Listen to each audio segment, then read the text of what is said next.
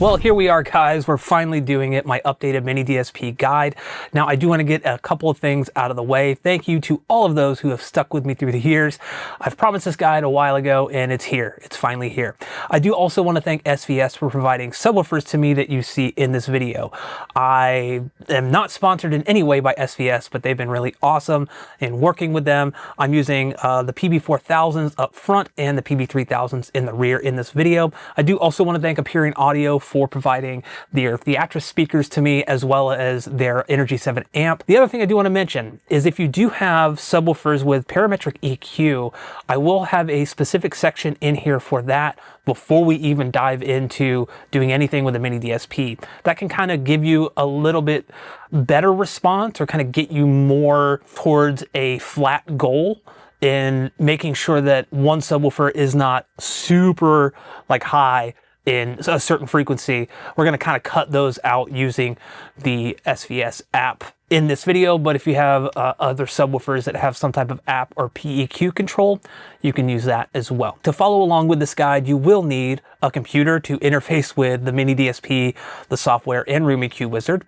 You will also need a UMIK 1 or UMIK 2, or some other type of measurement microphone. I'm using the UMIK 1 here. And then you'll also need some type of HDMI cable, or even like an RCA cable. Since we're doing just subwoofer stuff, I do have it hooked up via HDMI, because with the latest REW beta, there's some exclusive modes that make it pretty simple to just isolate the LFE channel. If you are not familiar with that, I do have a previous guide, I think part 1, where I go and talk about how you basically hook all that stuff up. I'll link that in the card above, as well as in the description below, so you have access to that. So I'm going to go ahead and dive right in. I basically want to go and download, first of all, the REW EQ wizard latest beta. I love REW EQ wizard's beta. I've been using it basically as my go-to for a while now. So I'm going to type in REW EQ wizard beta, and the one we're looking for here is under AV Nirvana. So I'm going to put a link down below, but if you're following along, we can just click and do this stuff with me too. So I'm going to click on the first link there, and then we're going to click on this guy. And basically you want to download this on your platform of choice. So I'm using Windows 64-bit here, but you can use Mac OS. I'm going to go ahead and hit download. We'll just save it to the desktop. If you're just setting up a miniDSP, you do want to head over to miniDSP.com. You're going to have to log in and register your device, and then go to user downloads up here. And then for the 2x4HD, you can click on that. If you have a Flex, you can click on that as well. And then we're going to go ahead and download the miniDSP device console. I've already downloaded that. I've already installed it. We don't need to do that here. You will need a UMIK 1 or UMIK 2 to follow along with this video. And basically, if you want to download the calibration file for those, right? Easiest way to do that is to go to your products up here, UMIK 1, and then scroll all the way down, and you'll find your serial number on the box for the UMIK 1, or it's on the microphone itself. So again, I've already downloaded it here, but this is where you would type in that serial number, click submit, and it would download both the regular file and the 90-degree file. We want the 90-degree file. So now that we have REW EQ wizard downloaded, I'm going to go ahead and install the latest beta version. I do have REW EQ wizard installed, but just for this guide, I want to make sure I have the latest version. So as of the recording, you can follow along and we're kind of on the same page. So yes, I'm going to update the existing installation. Next, accept the agreement, and some graphical fun stuff there, probably because I'm recording my screen at the same time. We'll just leave that at default. I'm not going to allow multiple instances. Here's a little tip that I don't think I covered in the previous video. I always run into issues with REW EQ wizard whenever I have this box ticked here. I always leave it unticked. I've never needed graphics acceleration. I'm just going to leave that unticked. If you do have this ticked and you get weird kind of graphical anomalies in your measurements and stuff where it basically becomes unusable, I would uninstall REW EQ wizard, reinstall, and make sure this is unticked. I say better safe than sorry. You can create a desktop icon if you want. I'm not going to. And then we're going to open up REW EQ wizard. Now it's already detected my UMIK 1 for measurement. We're just going to say yes. And then I will walk through all the settings that I normally change right away inside REW EQ wizard. So we'll maximize that there. We're going to go up to preferences, and preferences again. So here on the sound card, I normally have Java and my either Denon if I have it plugged in directly, or here I have it going through eARC. You can use eARC with this method, no problem. There's no issues with it at all. The reason I like this exclusive mode is if we actually go down to our output, you'll notice we have pretty much every speaker aside from the Atmos speakers. That's really awesome because it allows us to isolate everything. I'm just gonna leave this to whatever it is. We can change that later when we go to do the actual sweep. I'm gonna make sure the UMIK is selected. Everything else is good here. I'm gonna go over to Cal Files, and this is where we wanna point REW EQ Wizard to the calibration files that we downloaded for your measurement microphone, be it a UMIK, Dayton Audio, a measurement microphone, something like that. So we can go ahead and hit our cal files here, and you notice it pointed right to the folder. I have it saved in my UMIK 1 calibration files. We're gonna be doing 90 degrees. I have my mic set off screen here, and it's pointed straight up in the ceiling at my main position. And once we get everything set up, I'll kind of cut to a different angle where you could see how everything's set up over there. Over on comms, if enable MIDI is selected, I just disable that. Server port's fine. Analysis, for smoothing, I always do no smoothing when I'm working with just subwoofers. I don't want any type of smoothing applied because I want to see the raw frequency response. On the equalizer here, I have it set to miniDSP 2x4HD. We will come back to this in a few moments here to cover the SDS specific section, but I want to kind of get everything set up before we dive into that. So basically everything else is set up here. I have my target level, my subwoofer. This is just basically a default. We can always change this later when we go to the EQ window. Not a huge deal. For my room curve, I do have an LF rise set to 200 start, and then 10 end, and then 0.7, and I basically mirrored that on these two here. Basically that creates a nice slope, which I can again show you when we go into REW after this. So we're gonna go over here to view maximum measurements. I think the default, I can't remember what it is. I always set it to 200. Let's just go ahead and do it to 201,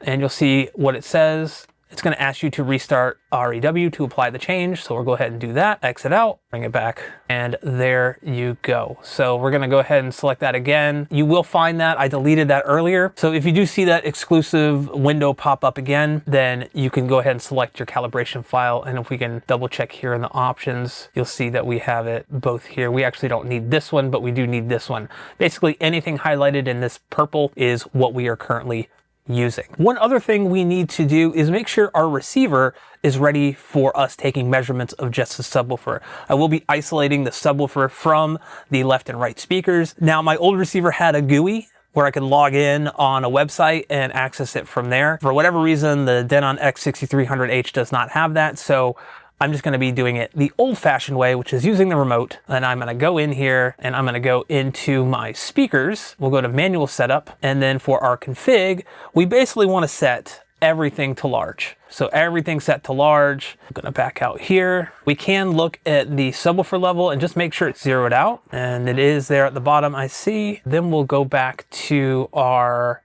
audio here. We just want to go ahead and turn off any type of room correction that we have turned on. With that said, if you've followed a guide for doing some type of manual multi-Q X calibration using your computer in REW, and you have basically a blank file sent to the subwoofer, you don't need to turn this off if that's how you've had things set up. I will eventually have a tutorial on Multi-Q X. Really powerful software. It is expensive, it's $200, but I've had this set up, so I don't technically need to turn this off, but just for the purposes of this video, I'm gonna go ahead and turn this off. Just so we're all on the same page here, I'm gonna go ahead and back out here all the way. So now that everything is set up on the receiver and on REW, let's open up our miniDSP device console. I do have the miniDSP plugged directly into the computer, so I'm just gonna go ahead and click on that. If you have any updates or anything that is saying you can feel free to update to the latest device console and then the XMOS firmware. I do not have any updates currently, so I don't need to do that. So here we go. I've reset the miniDSP completely. So again, you and I are starting at the same spot. First things first, I'm gonna go ahead and select our input source. Typically, this is gonna be from the subwoofer out on your receiver to the analog in on the miniDSP. So that's the RCA cable. Just make sure that's set to analog. I like to label these now that we can. So I'm just gonna call this from AVR.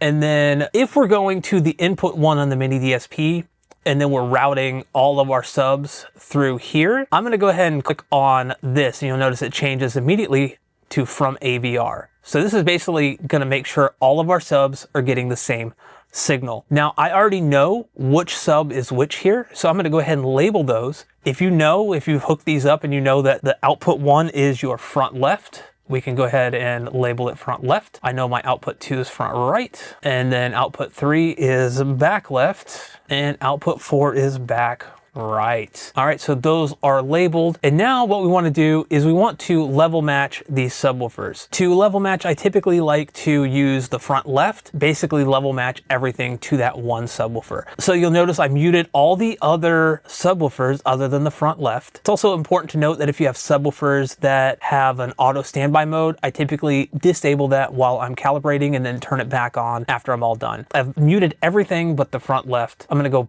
back over to REW and I'm going to click on generator in the top here and then SPL meter. You'll see I have my SPL meter on this side. I think we can also make it bigger if you're kind of further away just so you could see it. And then I have my tone generator here. Now for the tone generator here, we want to make sure that noise is selected, pink random, and then subcal. We also want to make sure that this is set to -30 dBFS and then LFE. So -30 is what I like to use. Essentially what I do is, you're not going to be able to see this here, I turn my receiver volume all the way to 0. And by 0, I mean I have my receiver set to a dB range instead of just 0 to 98. So my dB range is -79.5 dB to -18 dB. And I'll put up a screenshot here so you can see it. But basically I turn my receiver all the way up to 0 dB, and you might say, Brad, that's really high. I don't want to blow anything out. You won't blow anything out as long as you're careful. You want to make sure that when you go to, say, play something else, that you turn it down. This stuff can get pretty loud. So if you're doing this a lot, like if you watch this video and then you go to do it by yourself, I would highly recommend wearing earplugs. I'm not for the purposes of this video, but I do highly recommend that. Just protect your hearing. Anyway, I've set everything up. I have the receiver turned all the way up to 0, but this is just a reference for me to basically know where 0's at. I normally will watch movies at like -10. However you want to do it is fine. If you don't feel comfortable going all the way to 0, I had some comments on my last tutorial that scares people to bring it all the way up. That's okay. Set it to 0, set it to wherever you're comfortable, but we want to make sure that we are level matching to a speaker. I normally like to use center channel. What we can do here is go back up here. So I selected center channel down here. I'm going to switch this from subcal to speaker cal. So what I'm looking for here is when I hit play, I want to note what is being measured on the SPL meter here. And before we do measure anything, we want to make sure that this is set to C weighting and it's set to slow. This is just so it makes it easier to read. So just make sure that that's set there. So now with my center channel selected, I want to hit play and I want to make note of what level is measured on the center channel here.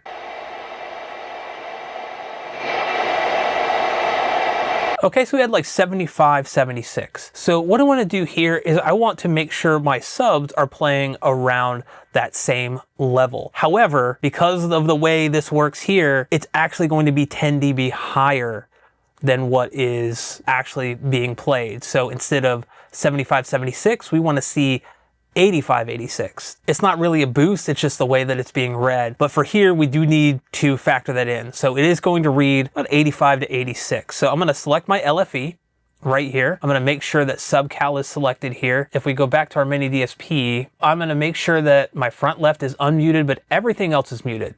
So I'm going to go ahead and hit play. I'm going to make note of where we are here.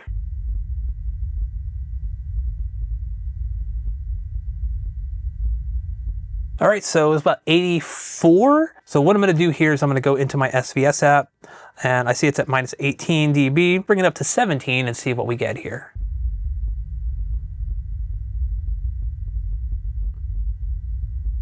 Alrighty, I'd say that's right on the money. Remember, we are looking for 85 to 86. With that done, we'll move on to the second one. And remember, we basically want to make sure it's at 85 to 86, just like the first. We are right on the money there, and because they're both the same subwoofer, I'm pretty sure that the front right is also -17. Yep, -17. So we'll do that for the backs as well. Back left, I've muted the front right, unmuting the back left. All right, this one's a little hot, So I'm gonna go to the SVS app. I got my back left selected. It's at minus 21. Let me go ahead and bring it down just to minus 23. Let's try minus 24. I say that's pretty good. Let's check our front left again. All right, notice our front left is kind of going up a little bit into like the 86 area, whereas the back left is kind of hovering a little lower. So I might boost that up to minus 23 just by 1. All right, that's pretty good. But let's go ahead and check our back right. All right, again, we are pretty hot here. I'm at minus 20 on my back right. So I'm gonna go down by 3, see where we're at.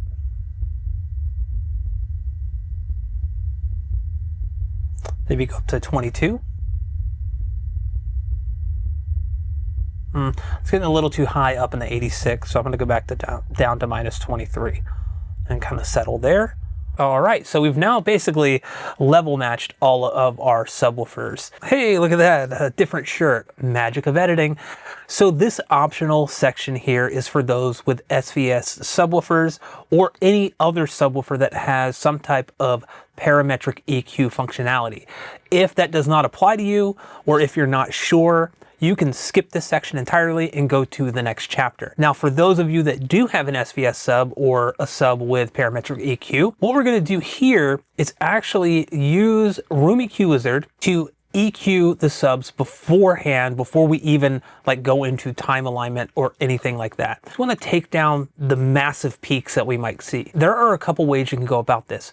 You could measure all 4 subwoofers independently at a single spot, or you could measure a couple different spots or a few different spots, create an average and EQ that. And that's the method that I like to use in both doing this with the SVS app as well as the miniDSP. So we get kind of a broader area of measurements that we've averaged, and then we EQ that. So the bass is consistent from seat to seat, and we're not like going crazy on the left seat while the right seat is just not getting enough bass at all. Depending on how many seats you have, this could either take 20 minutes or an hour to do this part. I have 2 seats right here. I have my mic in the central position. That's the center of the room. That's where I always like to measure as like my baseline. It's right in between the left and right seat. This is the seat I normally sit in.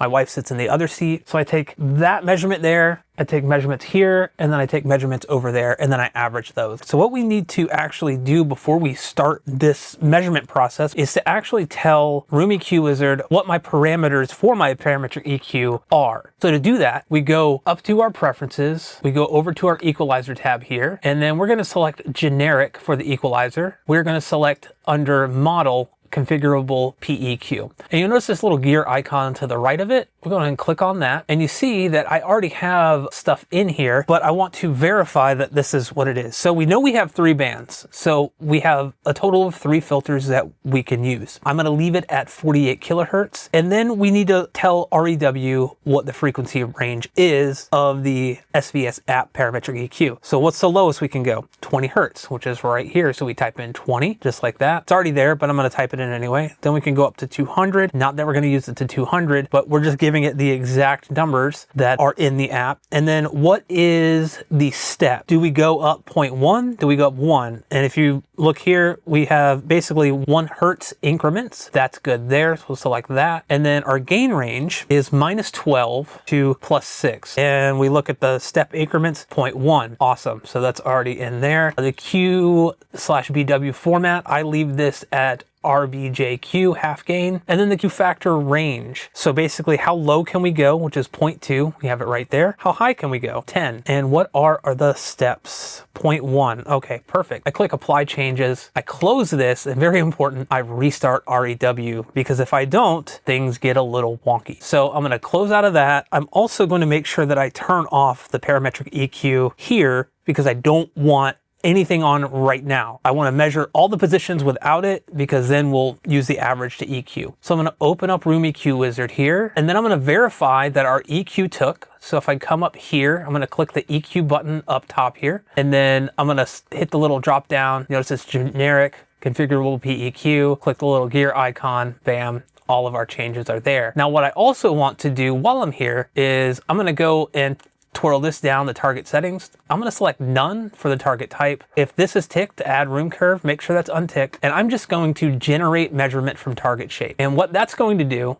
is nothing, because we need to be in the Alt SPL tab. We'll go over there. If we hit the little bottom down here, 20 to 20K, you'll see we just got a flat line. And this is a 75 dB target. This is what we're targeting at that 0 reference there. I'll go ahead and rename this to, let's say, target flat 75 dB. I like to keep things organized and name things as much as possible. So what I need to do now is I actually need to do measurements at 3 different positions. So to do that, I'm just going to go into my miniDSP, make sure that only one sub is unmuted essentially. And then I'm going to go click on measure, and we will label this P0 dash front left. So that's letting us know that this is position 0. You can say position 1, however you want to remember it. So position 1, front left. We want to come down here, make sure our range is from 0 to 250 hertz. For the level, we're at the -30 like we were before. Also want to make sure that our volume is at 0. Perfect. If we come over here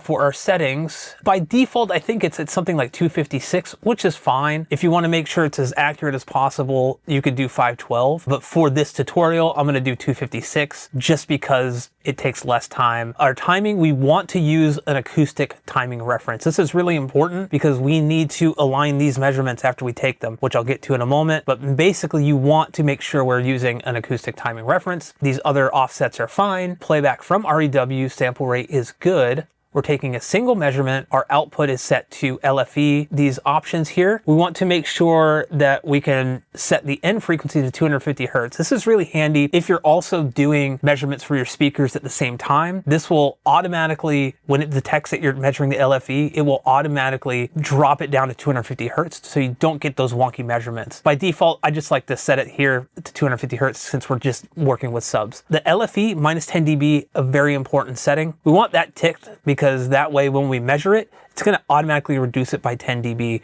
instead of it being at 85 or 86. It's going to be at the right volume, 75, 76. We can do the play dither before sweep, that's fine. For the reference output, it can be any speaker you want in your system other than the LFE, but that speaker has to stay the same throughout all of your measurements that we're doing here in this calibration. So I'm gonna go ahead and just select the center. If you see a bunch of noise over here, you get like a notification that there's too much noise. You may wanna try turning your AC off or turn any fans or anything off in the room. Otherwise, you're gonna get like a lot of this noise. This isn't too bad. However, if I'm doing this for real, I'm turning the AC off because I have a vent that's kind of blowing right by the microphone there. This room gets pretty hot when I'm doing that, and I've got lighting gear and stuff in here, and I don't want that to happen. So I'm gonna go ahead and measure the front left here, and we'll go through each one.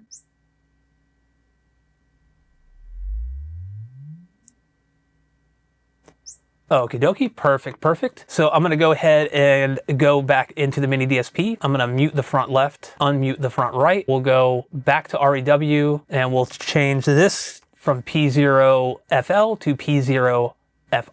Alrighty, and we can go ahead and do our measurement.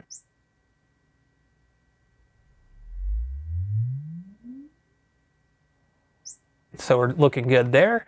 We're gonna basically do the same thing again. We'll mute the front right in the miniDSP, unmute the back left, go back to REW, hit measure. Back left is what this one is. Then we'll go ahead and do the measurement.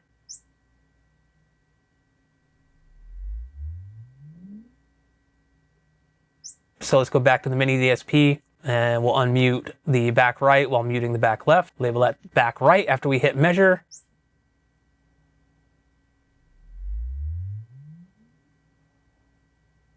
Alrighty, so there we go. We've got the first position. We have all 4 subwoofers that we've measured, and we could go ahead and untick these. And what I'm gonna do is actually get up and go move the microphone. What I wanna do first though, is I wanna go back to my miniDSP. I'm gonna mute the back right. We'll unmute the front left. We'll go to position 2. Here's how I like to do it. It's just a weird like OCD thing, but I like to get things set up before I go to move the microphone. So when I sit back down, I can just hit start. So this is gonna be now position 1, and it's gonna be front left. I have my microphone here, as you can see. I'm gonna move it over here where I normally sit. The microphone's at ear height. Put my little thing back here because sometimes the microphone likes to dip down this way, and that just has a little weight to it. So that's perfect. Like I said, I have my stuff ready to go.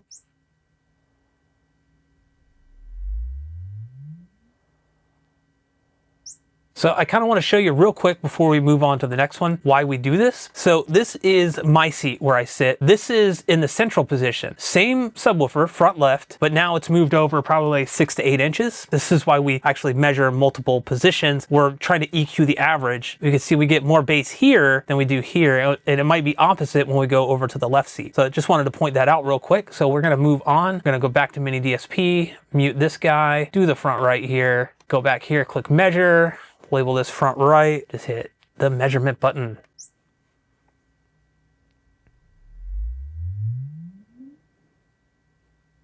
All right, again, back to the miniDSP, mute this one, unmute the back left, measure P1, BL.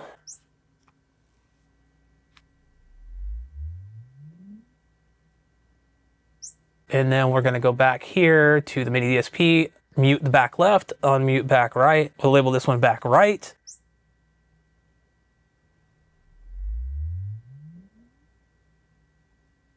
So yeah, we can move on to the next, and I'll just fast forward through this next section since it's pretty much the exact same thing I'm doing. I'll go ahead and get everything set up, and then I'll hit fast forward. So I'm gonna go to P2, FL, bam, I'm ready to go, and move the mic.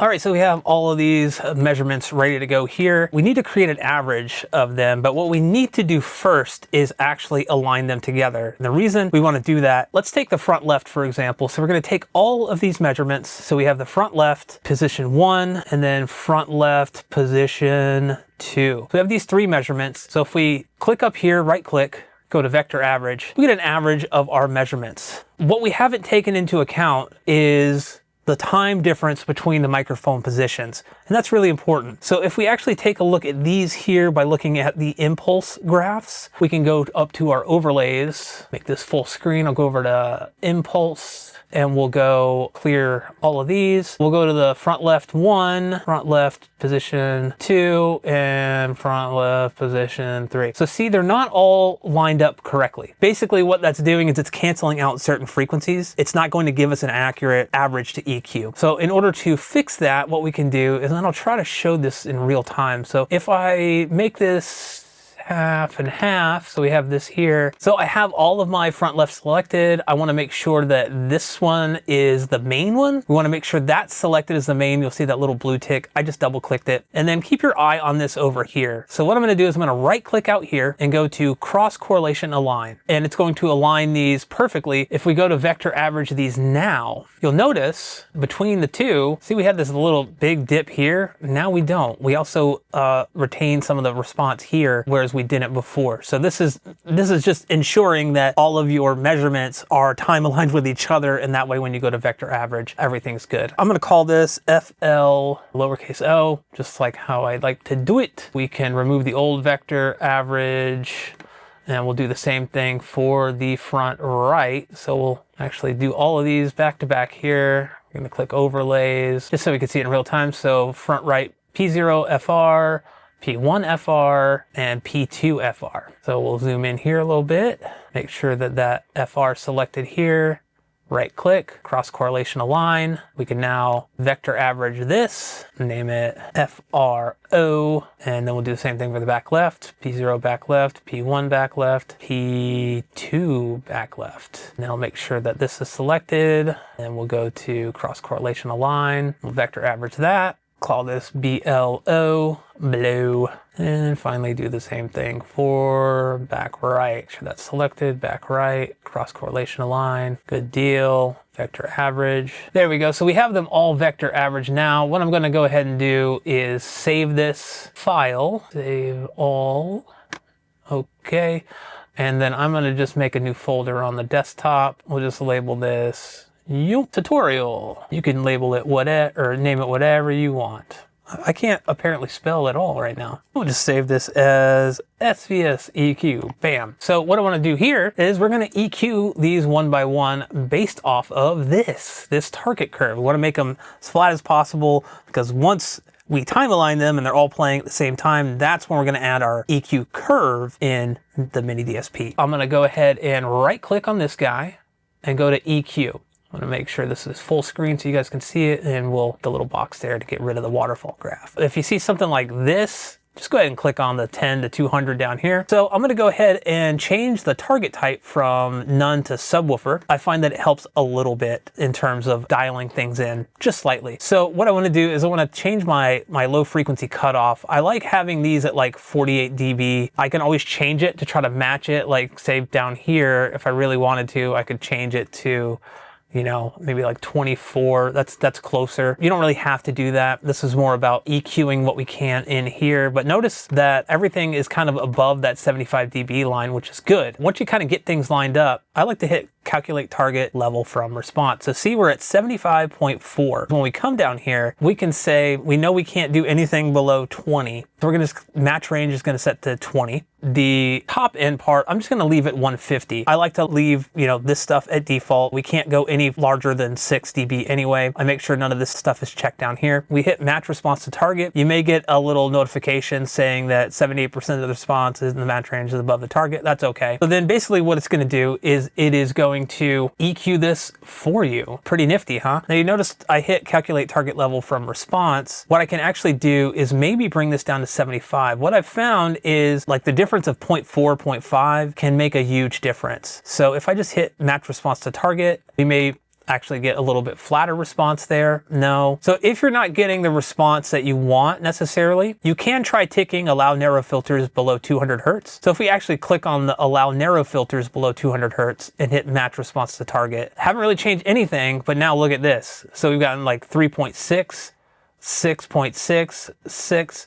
So like now everything is kind of much more flat. So this basically kind of tightens everything up. But notice all of this stuff here, what are we not doing? We're not boosting anything. We're just bringing the level down. I'm gonna take these numbers right here. I'm gonna go to my SVS app and I'm gonna go to my parametric EQ for the front left. And I'm gonna enable the first one. This one is 34 Hertz. It is minus 3.2. So I'm gonna select dial that in here. 6 is the Q factor. PEQ2, turn that one on. That is 70 Hertz, minus 3.8. And then 3.6 for Q factor. And then we'll go to the third one. That is 90 Hertz, 4.9, and then 6.6. So we have that dialed in. How do we see what we're getting? Because remember, we took a measurement at 3 different positions. Well, you can actually go ahead and use the generate measurement from predicted. And what that will do is actually show you what the predicted measurement is. This is about 98 to 99% accurate from my findings. Basically, if you were to measure each position independently with these EQ settings and then you average those like we did before, you would get pretty much this. Maybe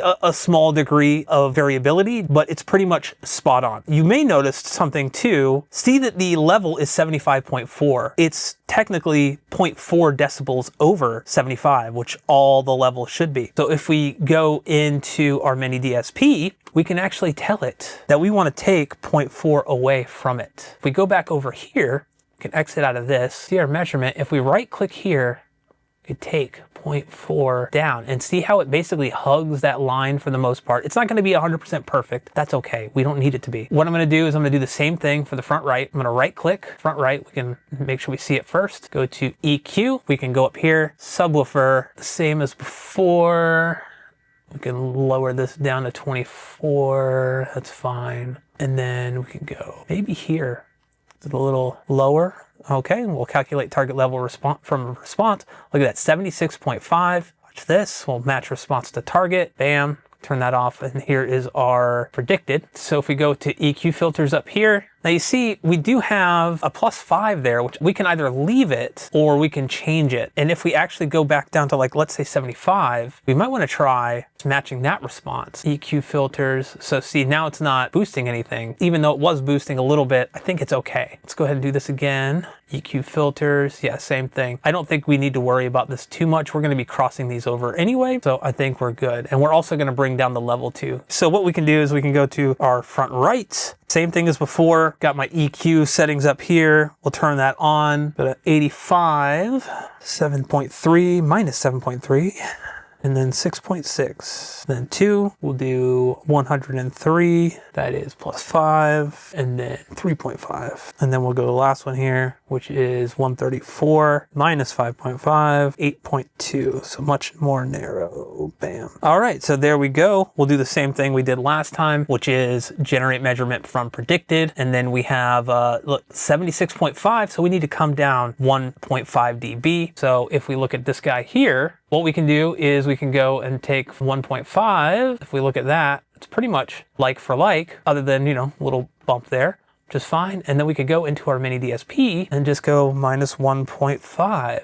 All right, perfect. So now I'm gonna do the same thing for the other two, the back left and the back right. I'll just fast forward through this section because it's not really anything that you've seen it already. I'm just doing the same thing over and over again.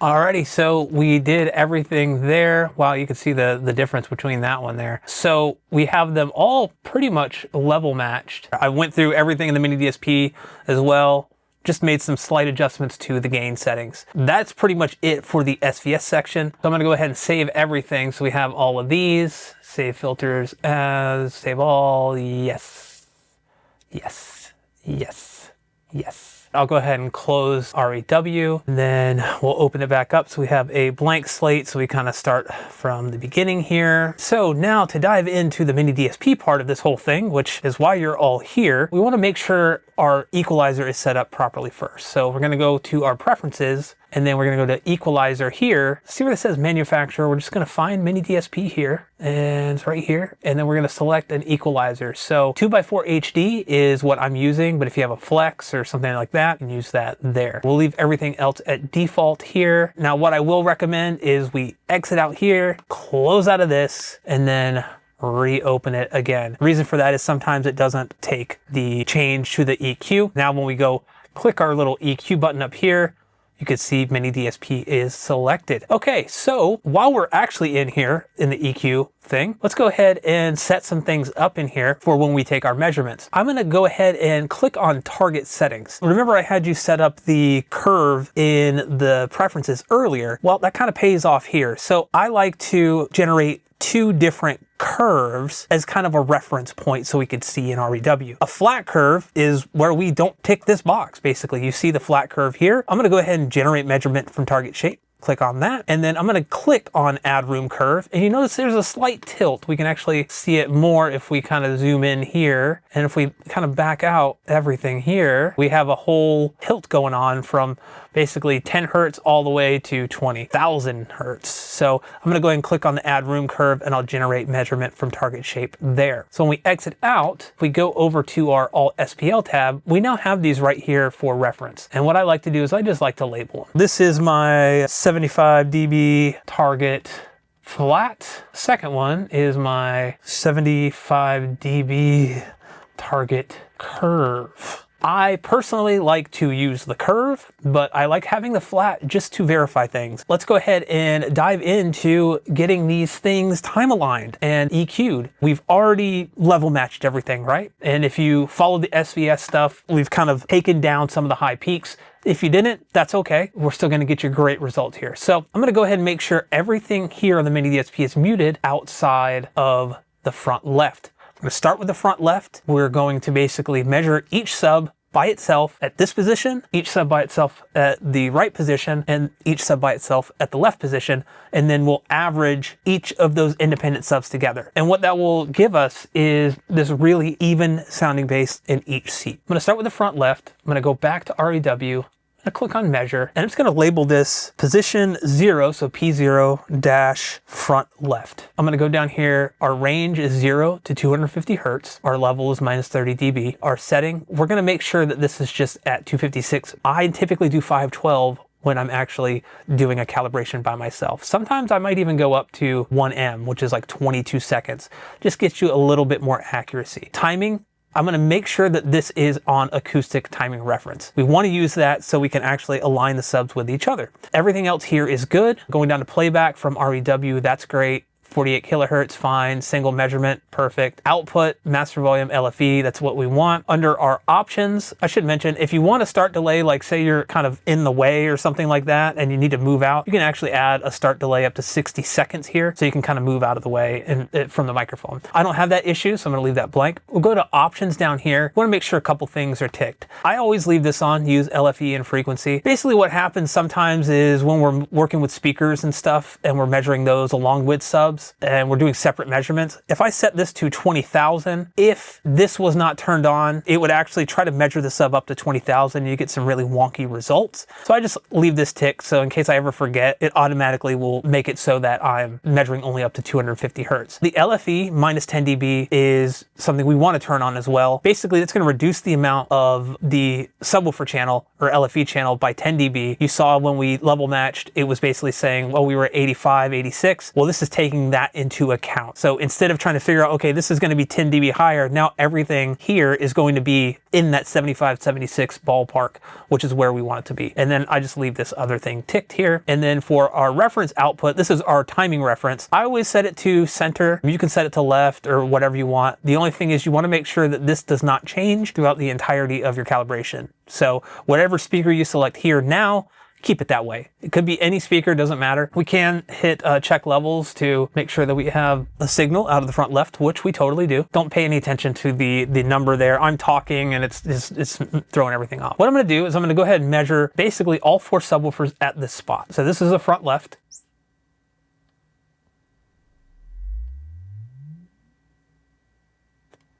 So I'm going to disable the target curve for just right now and just go with the flat, just so I can see where everything is on the screen here. Go back to the miniDSP, mute the front left, unmute the front right, click on measure, label this one front right.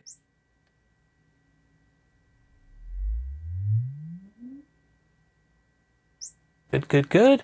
All right, if we go back to the miniDSP now, mute the front right. You guys see where I'm going with this. Back left, we'll unmute it. I'll go click on measure over here in REW, label this one back left.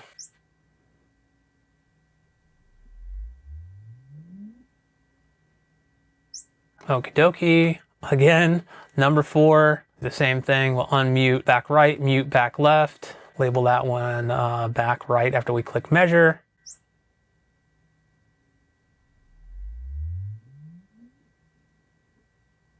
So we have everything measured here for the first position. So I'm just gonna go ahead and turn all these off. And then what I like to do is I like to get set up for the second position. And so what I'm gonna do is I'm gonna go back to the miniDSP, make sure everything is muted except for the front left because I'm starting over. And then I'm gonna go over here. Hopefully you can see me here in this other camera.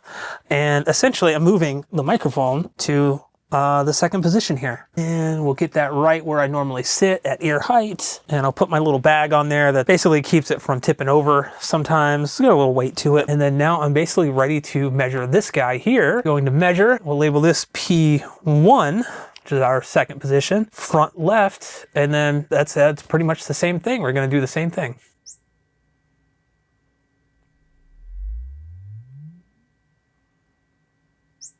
All right, so we're muting the left and unmuting the front right. Go click on measure up here, relabel this to front right and click start.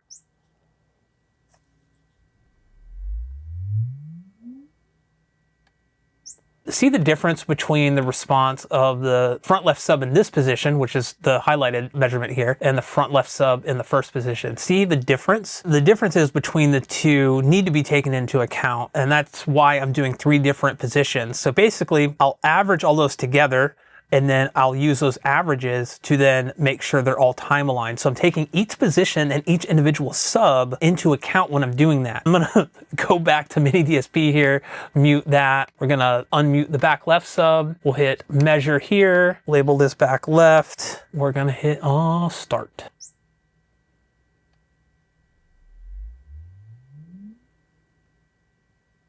And last one here. Mute back left, unmute back right, click on measure in REW, back right, we'll label that one.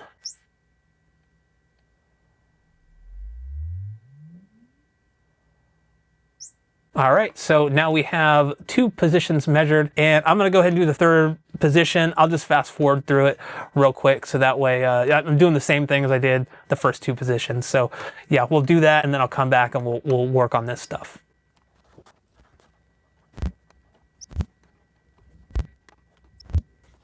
All right, so we have all the sub measurements here of my 3 positions. It might have taken you longer if you have more. So what I want to do now is actually average these together, but I want to make sure that they are time aligned with each other first. And what I mean by that is if we take a look at our front left subs here, I'm going to make sure they're all turned on. So these are the 3 front left. Position 1 is this guy, position 2, 1, position 0, position 1, whatever you want to call it. So center position, right position, left position. But if we actually take a look at the impulse response of this, which is going to tell us the time, we can see that they're a bit off. The reason for that is the mic is in a different position. So the easiest way to actually get them to align properly is we'll turn that off. We'll make sure these are also turned on. And I'm going to do this so you can kind of see it. I'm going to open up the overlays again. We got this over here. I have my impulse pulled up over here. I zoom in a little bit so you can see. So what we want to do is we want to make sure that the first position is selected. We'll right click over here and we'll go to cross correlation align. Keep a lookout over here at the impulse graph when I click this. See how everything moved? So now basically everything's been aligned based on this top peak here of the first one. If we go back over here and we vector average these now, while not massively different, this is more accurate because the timing of the different positions have been taken into account. So I'll label this one FLO.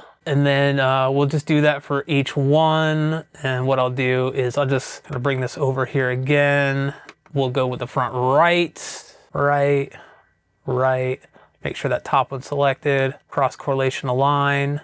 Bam. Moved into place. Vector average. Enable this one. FRO. Turn that off. We'll move on to the back left. Make sure that top one's selected. Cross correlation align. Bam. Vector average. BLO, turn these off. And the reason I'm turning these off is you want to make sure that none of these are getting averaged in with the others, especially the wrong channel. So we'll cross correlation align those, and then we'll vector average that. And this is back right. Oh, okay, perfect. So now what we can do is we can use these. See how they're still out of alignment with each other? That's because they're different positions, different subs, right? To time align everything together, what we want to do is we're going to right click, go down to alignment tool, and we're going to select our front left average and our front right average. See, they're actually slightly out of alignment. If you actually see your graph like this, just take this bar down here, this gray bar, and just slide it over all the way, and then click on the 10 to 200, and that should get you a nice graph to see over here. What we can do is we can just use this, make sure impulse alignment is selected, move this out of the way, and we can see we're trying to align this perfectly here. And you see it's pretty much spot on. If we go over to phase alignment, you know, we could see the difference here. It's not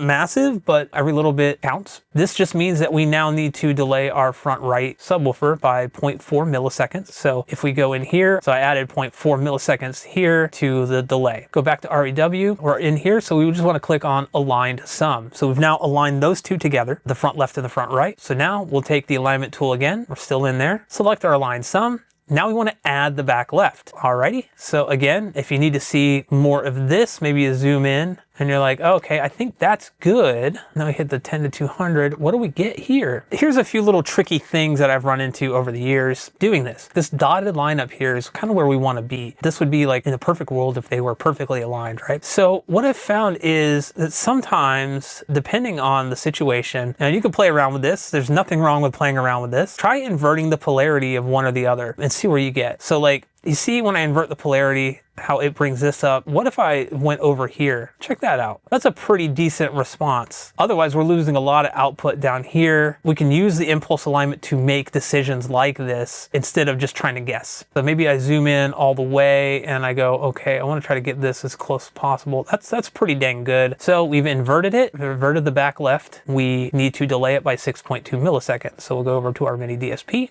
Back left, 6.2 milliseconds of delay, invert. Perfect. So then we'll hit align sum. We'll go click on this over here. So the one that we just selected was the front left, front right, and back left. And then now I'm adding the back right. So again, click on this. I don't like what that looks like here. Let's try inverting that polarity because again, these are both in the back. Okay, looking a little better. I don't want to lose all of that low frequency output there. I'm going to zoom in, try to get this aligned here. And that's pretty much spot on. All right, so I've done that. So I need to invert the polarity of the back right and delay it by 8.6.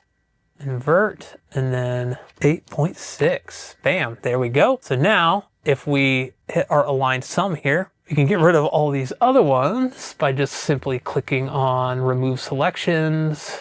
Yes. We can do our flat target here. See how much volume we have over here. So I'm going to go to save all. I'm going to save our measurements. So it'd say TA and EQ, timeline and EQ. We're good. And what we can do is it won't be accurate, but since all the subs are on and everything is dialed in, time alignment and all that stuff, we can do a measurement just to see what we get. So I'm going to say after TA. And again, remember, we averaged everything from these 3 positions. So if we were to actually take 3 different measurements, so one at the center, one at the right, and one at the left, and average them, we should get close to this. But I'm just curious to see what we get here.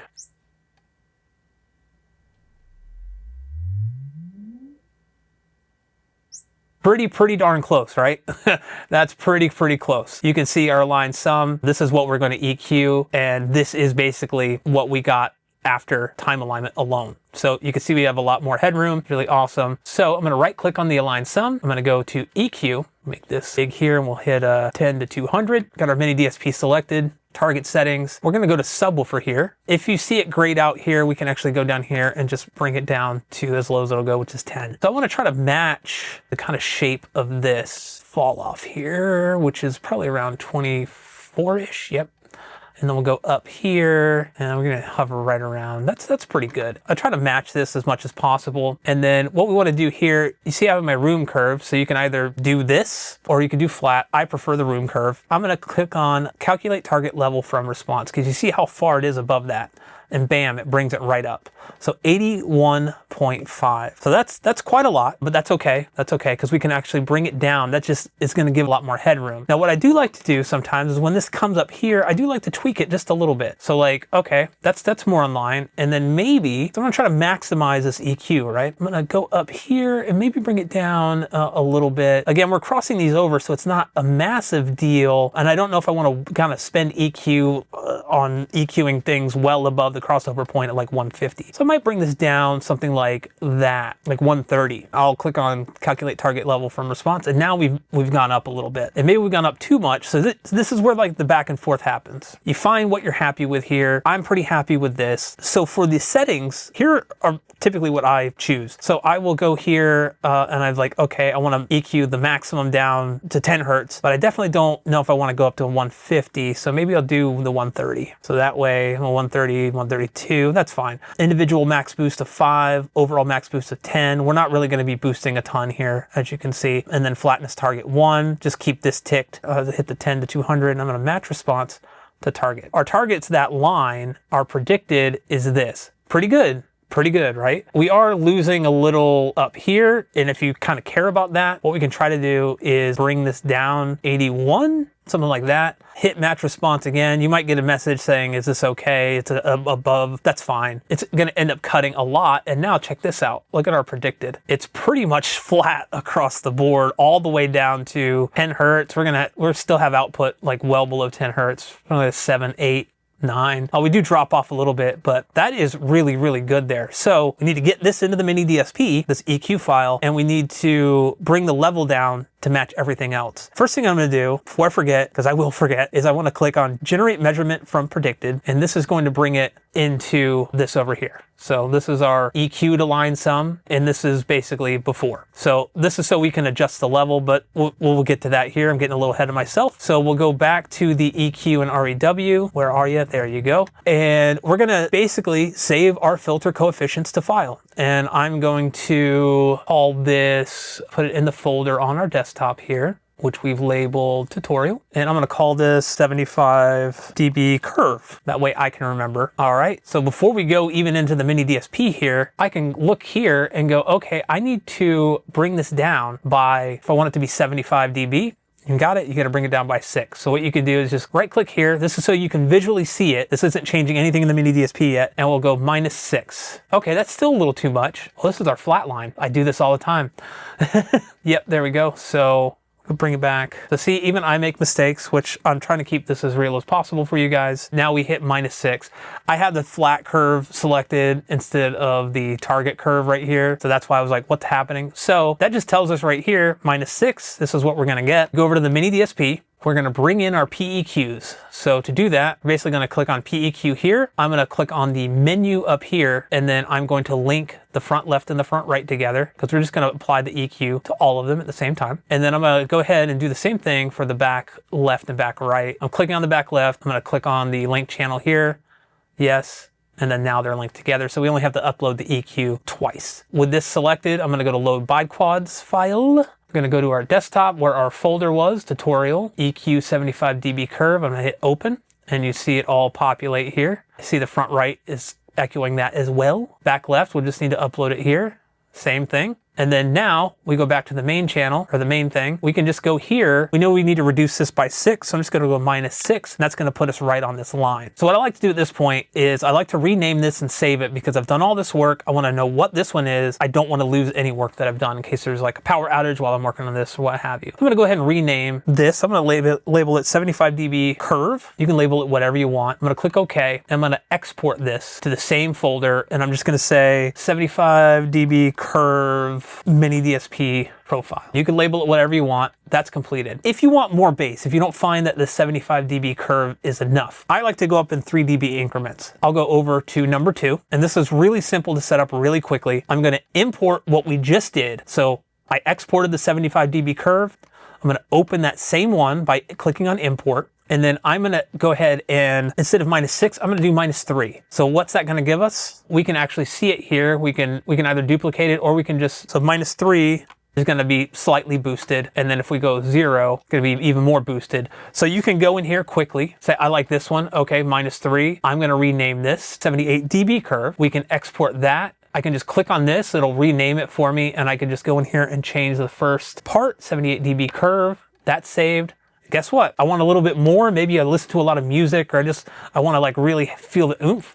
Again, we can go up another 3 dB. We'll just import either one of these. So like say, we'll just do the 78 dB. And this is just so like quickly, you don't need to go through and recalibrate everything again. You can just go in here, import them, change this to 0, rename it. So this one's going to be 81 dB, and you can keep going with that up to 4. I might go and add another one, 84. That's a little too much for me. I typically hover around 75 and 78. I actually like the 75 a lot. It's very, very nice sounding. All right, so everything is calibrated. We get a nice smooth response, but now we need to make sure that our crossovers and stuff are set correctly. This is kind of the last step. What I would recommend doing now is if you disabled Audyssey, you will need to run it again, unless you're doing some type of multi-QX thing like I mentioned earlier, because this is going to change things with your subwoofer, and you don't want Audyssey undoing all your hard work. You can try using the EQ app and reloading your stuff and just disabling the subwoofer correction altogether. Or like I said, if you use like multi-QX or something like that, you can just disable subwoofer corrections through that and just re-upload to your receiver. So once you've done that, you want to make sure that your crossovers are set correctly. Audyssey typically gets that kind of stuff wrong. Basically, we need to check a couple things. One, I'm going to measure this against the center channel first, because that's kind of how I do it. You can do it with any other speaker. Typically, if you're going to do a speaker pair, the crossovers are done in pairs. Some receivers, you can do individual crossovers for each speaker, but in my receiver, it's just pairs. So I start with the center channel just because it's one. Basically, I'm going to go up here. I'm going to click on measure. I've already labeled the center, and then I'm going to change my frequency range from 0 to 20,000. Make sure that this is selected. If it's LFE, it's not going to work. You want to make sure that center is selected. So I just selected the center there. I'm going to hit start.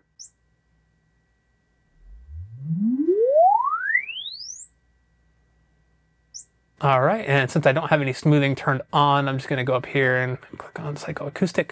So we just have seeing it. Okay, so I'm going to click on the 10 to 200. I want to see what's going on around here, where the subwoofer, which is this purple line, meets the center. So you can see we meet here around 40, but I think it's a little too low, because if the subwoofer is going to stop maybe around here, because it's not a hard cut, right? The subwoofer is going to stop around here, then we're going to end up with a little dip right here. This is not just a little dip. It's like it goes down 6 dB. That's going to be noticeable, especially with dialogue and any type of bass heavy stuff here, music. I'd probably cross it over maybe around 80 or 90. What we can also check too is the impulse response between the two, because sometimes you need to invert your subs altogether, especially when you're doing like a miniDSP calibration. To do that, we'll just go to overlays, and then we'll go into our sub here. And then basically this is our main impulse peak right here, the center. It's facing down. If we look at our sub, it's also facing down. This is the main impulse impulse peak of the sub. I can't get this any closer than it is right now. You may be able to by adding distance on your receiver. I know that sounds kind of counterintuitive, but if things are on this side, it needs to be delayed further. It's arriving too soon. If things are on this side, they need to arrive sooner because they are arriving too late. It's weird, I know. I've maxed out this distance setting on my receiver. That's the only way I could do this. I can't, it's kind of weird how this works. Because in the miniDSP, if you add milliseconds of distance, it's going to like push this further this way. Whereas like if you add distance in your receiver, it's going to push it this way. It's kind of strange, but like you kind of get the hang of it. I would say try to get this as close as you possibly can. Some people have had success in like trying to align this one here. I have not. It always ends up with just a massive suck out of bass. So I would say get it as close as you can. More importantly, make sure that the peaks are matching. So if your subwoofer is like the peak is opposite, it's up here, you need to invert it. And the easiest way to do that is in the miniDSP, if you have a situation like this, where it's like we've inverted two, you flip it. So you invert the front, you don't invert the back, and that will flip that. Conversely, if none of them are inverted, just invert all of them. And then if they're all inverted, invert none of them. But you can see here, this is already where it needs to be. So we got the center, we know it's 90. We can even put it here and just say 90 at the end, center 90. I'm gonna go ahead and measure the other speakers in my system. So I'll do the front left and we'll just run through these real quick. And then I'll do front right.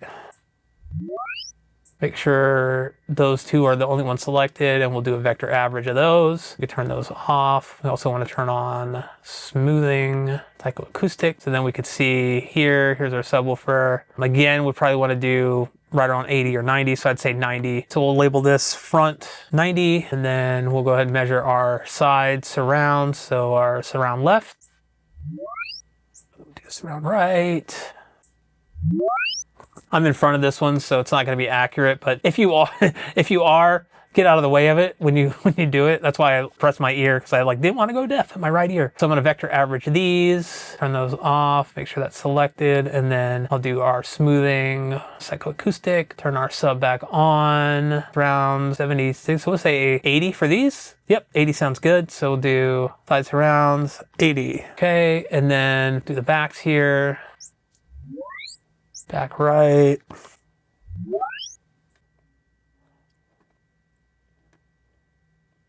We'll turn these off. We'll turn on the smoothing. And then we'll take a look at this because these are back here. They're in kind of like a weird spot. So 84, I'd probably say 90 for the backs. Back surrounds, 90. We'll do the Atmos speakers real quick. I will link to Obsessive Compulsive Audiophile's video on how he measures them. And that's kind of what I'm doing here. I'm going to click on measure with one of those top front left. And I'm gonna click from file, open this up here. So I need to open up top front left, go back here.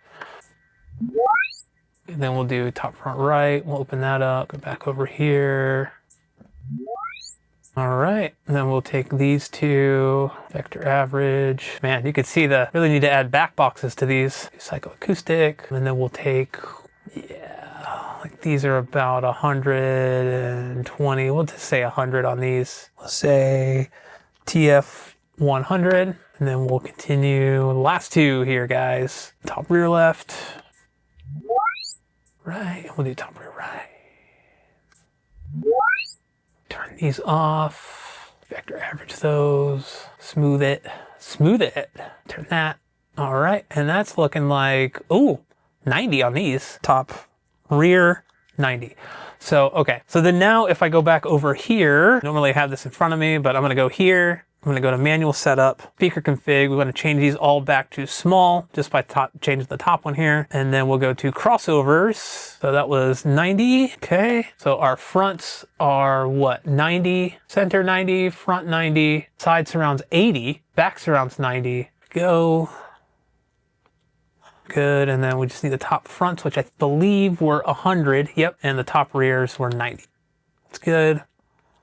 Rear. All right, perfect. And with all of that, the entire calibration is done, and now you get to sit down and listen. How I like to do it, I'll sit down, I'll normally have it on the first one, the 75 dB curve. Sit down with that one, be like, oh, I need a little more bass, switch over to the 78 dB curve, find which one you like. And you can go through and kind of tweak that. I don't think you'll have to tweak your crossovers, I never have, but that's it, guys. That is now completely updated mini DSP tutorial finally after like a year and a half of you guys waiting. Thank you so much for everyone's support. I really appreciate it. If you liked this video, if you found it enjoyable, if you found it helpful at all, sorry it was lengthy, please let me know in the comment section down below. Also, if you think I did anything wrong, if you have a better way of doing it, I want to know about it. People want to know about it. Please leave a comment down below too, because we're all in this together, guys. Everyone deserves great sound. Everyone deserves to have good bass, decent bass. Yes, it costs a little bit of money. Yes, it costs a lot of time, more than money sometimes, but honestly, it's all worth it. I truly believe